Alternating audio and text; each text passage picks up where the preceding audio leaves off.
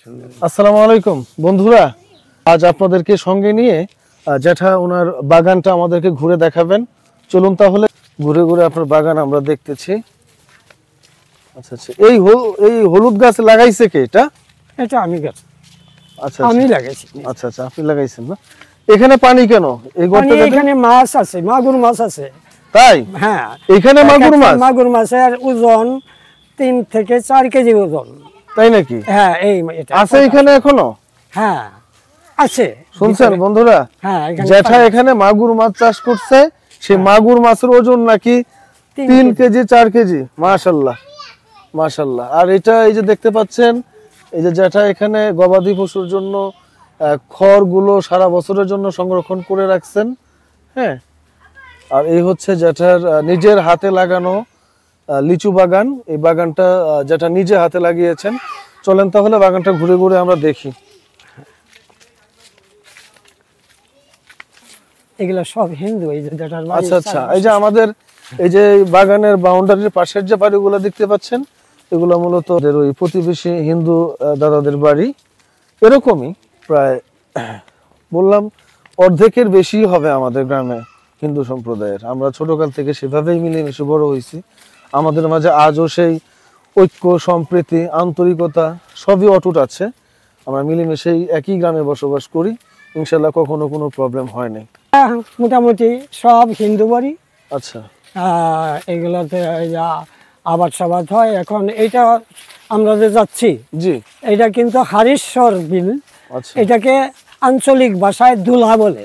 আচ্ছা আচ্ছা, রংপুরের আঞ্চলিক ভাষায় বিলকে দুলা বলে। আচ্ছা, এটাই এই যে বাগান, আমার বাগানের শেষ প্রান্ত আসা গেছি প্রায়। এখানে আবার একটা বন আছে, আমার ওর পাশে পুকুর আছে। তারপরেই হলো হারেশ্বর দুলা, মানে বিল। আচ্ছা, বিশাল বিল। আগে মানুষজন কেউ ছিল না। আচ্ছা, এখানে গরু ছেড়ে দিত আর ঘাস খেত, আর সন্ধ্যার সময় গরু নিজেই আসতো। আচ্ছা, এই থেকে এখন বাড়িঘর মোটামুটি হয়েছে। আর এই ঝাড় জঙ্গলগুলো আমার বাড়ির শেষ প্রান্ত থেকে আছে আর কি। এটা হচ্ছে যে বাগানের শেষ অংশ।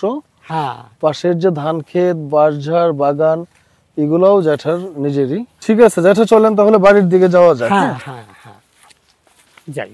তো আজকে আপনার অনুভূতিটা কেমন? আমার সঙ্গে অনেকদিন পর সাক্ষাৎ। হ্যাঁ, তারপর আপনার সঙ্গে অনেক গল্প করলাম। আমার তো অনেক ভালো লাগতেছে।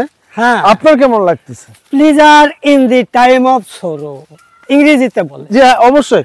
আপনি এখন যা বলবেন, এখন যা বলবেন সব ইংলিশে বলেন। হ্যাঁ, pleasure in the time of sorrow, মানে এটা হলো যে আমার আনন্দ। দুঃখের সাগরে ভাসছিলাম, এখন আমি সুখের সাগরে সাঁতার কাটতেছি। এত আনন্দ হচ্ছে আমার এই ছোট ভাতিজার।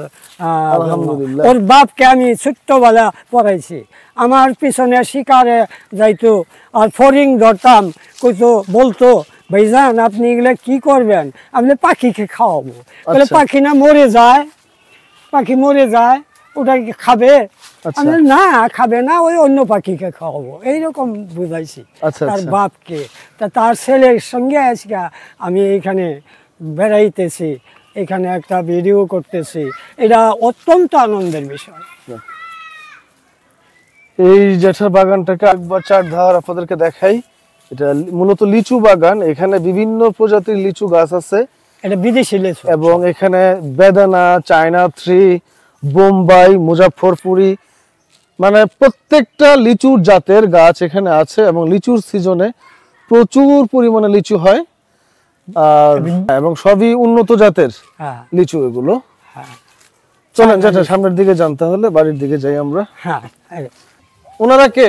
হ্যাঁ, ওনারা আমার বেটার বউ, ভাতিজার বউ এবং নাতি নাতনি ইত্যাদি এখানে দাঁড়িয়ে আছে। আচ্ছা, আপনারা সবাই আমার সব, আপনারা সবাই একই সঙ্গে, মানে সবাই পাশাপাশি? সম্পূর্ণ আমারই বাড়ি। হ্যাঁ, আমারই বাড়ি। আচ্ছা, আপনার ওই অন্যান্য ভাইরা তো মনে হয় কেউই নাই, শুধু আপনিই আছেন? হ্যাঁ, মানে হ্যাঁ, আমার গোষ্ঠীর মধ্যে, মানে বয়স্কর মধ্যে ছেলে পেলে নাতি নাতকুর আছে। আর ভাই বোন বলতে আর কেউ নাই, আমি শুধু একাই আছি। আচ্ছা আচ্ছা চাচা তো যেটা তো কোনা তো মামা তো ফুফা তো ভাইও নাই, আচ্ছা। সবাই। যাক, খুব ভালো লাগলো। তাহলে তো মাশাআল্লাহ আমার এখানে শ্রদ্ধেয় ভাবিরা আছেন। আসসালামু আলাইকুম, কেমন আছেন আপনারা? ঠিক আছে, ভাবিরা ভাবিদের কাজ করুক। তবে এই গ্রামে থাকার একটা মজা হচ্ছে কি, দেখেন ওই যে শহরে থাকলে ফ্যান লাগে, এসি লাগে, তারপরেও গরম কমে না। আর দেখেন এই যে গ্রামে গাছের ছায়ায় বসে বসে রান্নার অর্ধেক কাজ সেরে ফেলতেছে, তরি তরকারি করতেছে, গল্প করতেছে। এই যে একটা অনুভূতি, এটা অন্যরকম। এটা আসলে আপনি শহরে থাকতে চাইলেও পাবেন না। যাক, এই হচ্ছে জ্যাঠা এবং জ্যাঠার পরিবারের বাকি সদস্যরা। যাক, আপনারা ভালো থাকবেন, জ্যাঠার জন্য দোয়া করবেন।